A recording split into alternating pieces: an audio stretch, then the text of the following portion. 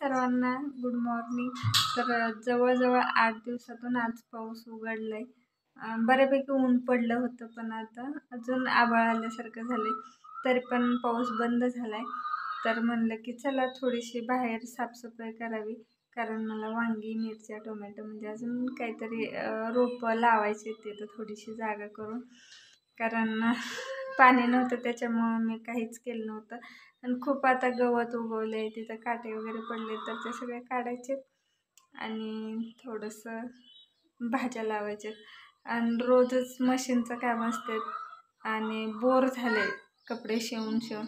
आत्ता पण 2 ब्लाऊज शिवले आणि आता बंद केलं. म्हणलं जरा असं बाहेर जावं आणि थोडंसं स्वच्छता करावी, म्हणजे छान वाटेल. नंतरनं पण कपडे शिवायला उल्हास येतो आणि सतत ब्लाऊज शिवत राहिलं तर बोरिंग वाटतं, म्हणून मी चालली आहे बाहेर.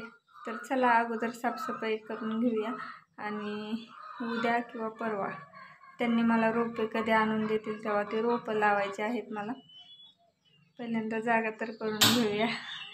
जागा केल्याशिवाय त्यांनी रोपं आणणार नाहीत, म्हणजे झाडं लावायला स्वच्छता केल्याशिवाय त्यांनी रोपं आणणार नाहीत. तर चला स्वच्छता करून घेऊया पहिली.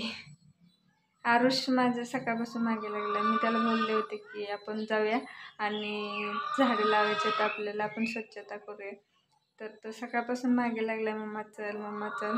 त्याला थांब थांब म्हणून 2 ब्लाऊज शिवले मी. आता तो माझ्या आधी बाहेर गेलाय. तर चला.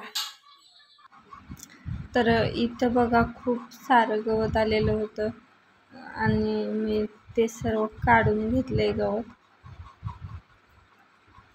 तर हे गवत गोळा करून मी बाहेर टाकते. जागा मस्त अशी करणार आहे वांगी, मिरच्या लावायला, कारण गवतामध्ये जर का लावल्या तर त्या व्यवस्थित येणार नाही. यासाठी मी छोटंसुद्धा गवत एक ना एक काढून घेतले.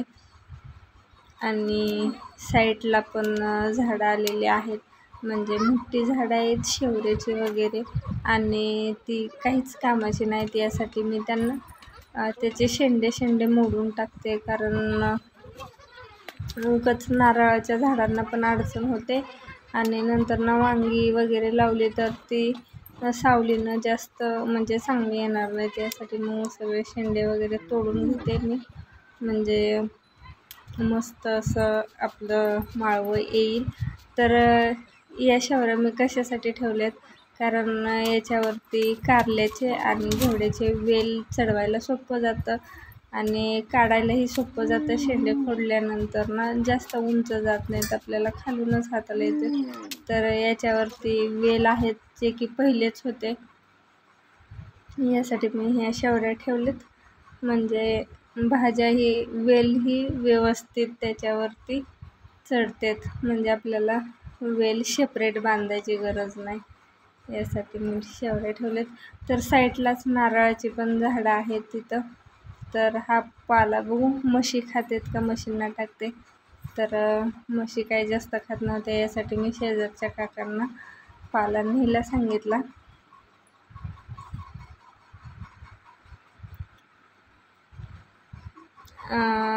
फेकून देण्यापेक्षा कोणत्या तरी प्राण्याच्या मुखात गेलेलं चांगलं, यासाठी.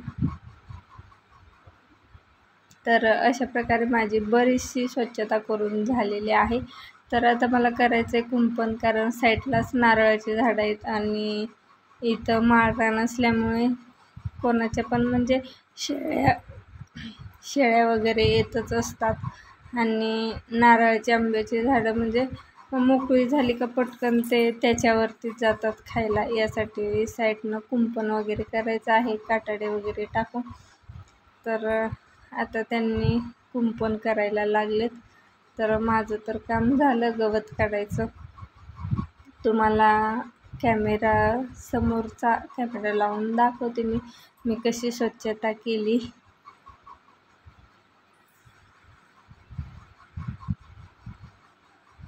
तर इथं बघू शकता तुम्ही, मी थोडासा घास लावला होता उन्हाळ्यामध्ये, जो की आता पावसामध्ये फुटून आला आहे. आणि साईडनं त्यांनी कुंपण करून घेतले काट्यांचं, आणि मस्त असं जागा झाली आपल्याला वांगी मिरची लावायला. तर इथंच मी नारळाची झाडं लावली होती. खूप उंच गेलेत, चांगले वाढलेले आहेत. तर इकडंच म्हणजे शेजारीच त्याच्या वांग्यासाठी जागा केली. कशी वाटली कमेंटमध्ये नक्की सांगा. आवडली असेल लाईक शेअर सबस्क्राईब करा. चला बाय.